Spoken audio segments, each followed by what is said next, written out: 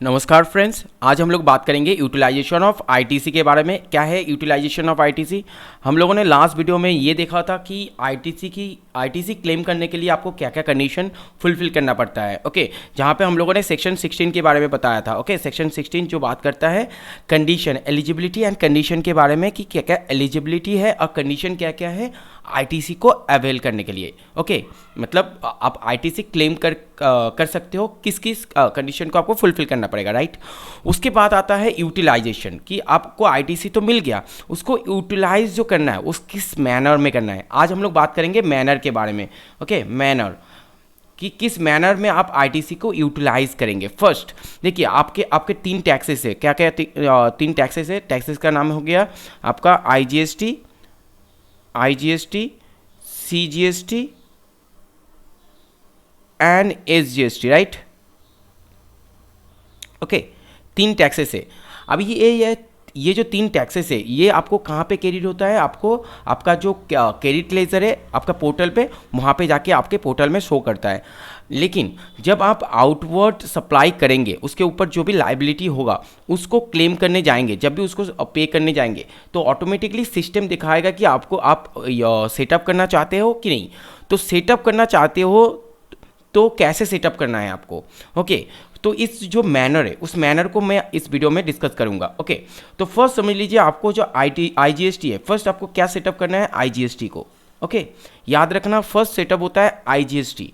तो first IGST setup होगा। IGST से गवर्नमेंट बोल रहा है कि पहले आईजीएसटी को ख़त्म करो।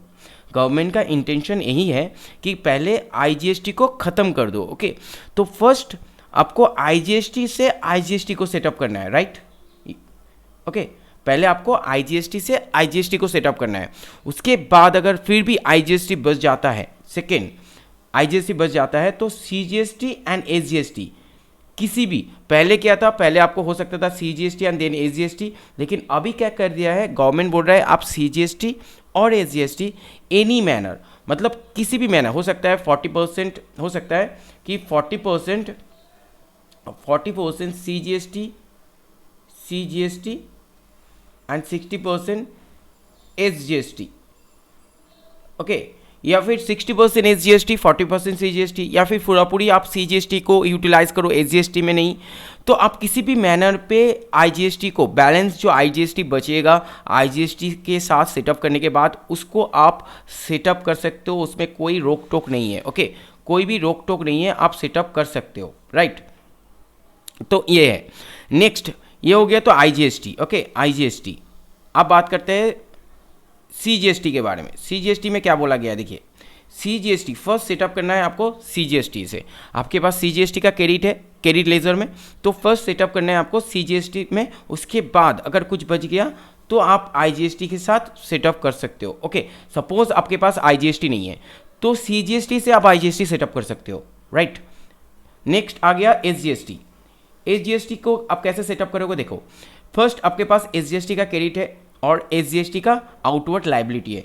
तो फर्स्ट एसजीएसटी का आउटवर्ड लाइबिलिटी से आप एसजीएसटी का जो भी आउटवर्ड लाइबिलिटी है उसको सेटअप कर सकते हो, आपका जो भी एसजीएसटी का क्रेडिट है, राइट।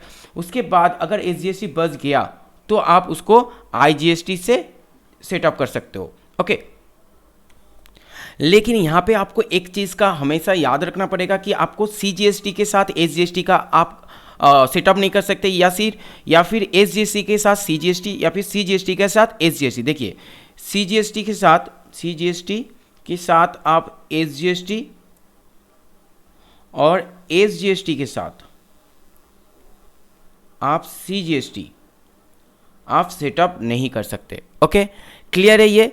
ये दो क्लियर है कि आप सीजीएसटी के साथ एसजीएसटी एंड एसजीएसटी के साथ सीजीएसटी आप सेटअप नहीं कर सकते, याद रखना।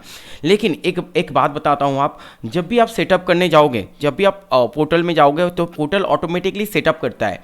तो आपके जो भी आईजीएसटी होगा ना, पोर्टल में जो भी आपका आईजीएसटी होगा वो ऑटोमेटिकली सीजीएसटी के साथ सेटअप हो जाता है, ऑटोमेटिकली शो करेगा, ऑटोमेटिकली।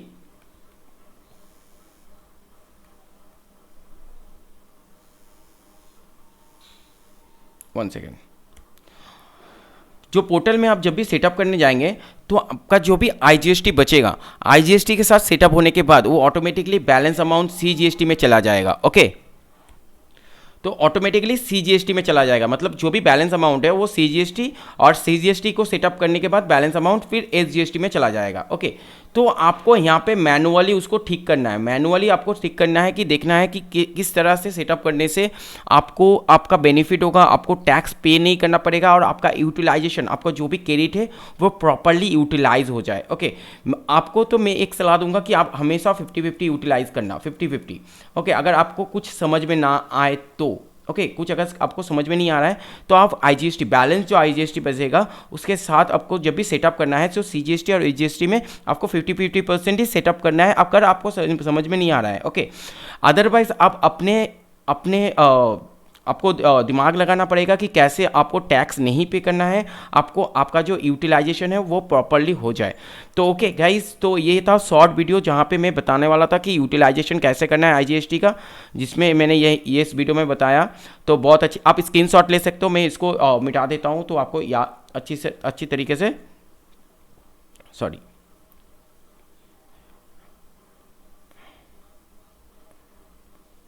ओके, तो थोड़ा सा 19-20 हो गया है, तो आपको देख लेना है कि आपको IGST के साथ आप पहले IGST, उसके बाद CGST एंड SGST।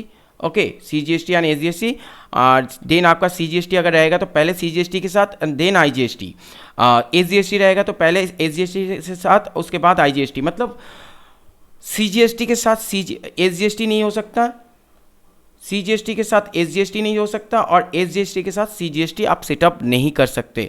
ये ITC का रूल्स है, यूटिलाइजेशन करने का रूल्स है, इसको आपको फॉलो करना पड़ेगा। ओके, तो ये इंपॉर्टेंट एक टॉपिक था जो मैंने आपको शॉर्ट वीडियो में आपको समझाना था, मैंने समझा दिया। और भी आपको GST रिलेटेड कोई भी वीडियो चाहिए कोई भी टॉपिक के ऊपर, तो आप मुझे कमेंट कर सकते हो या फिर मेरे चैनल को सब्सक्राइब कर सकते हो। मैं आगे जाके और भी अच्छे टॉपिक के हर टॉपिक के ऊपर आपको वीडियो बना के दूंगा। Okay, thank you very much.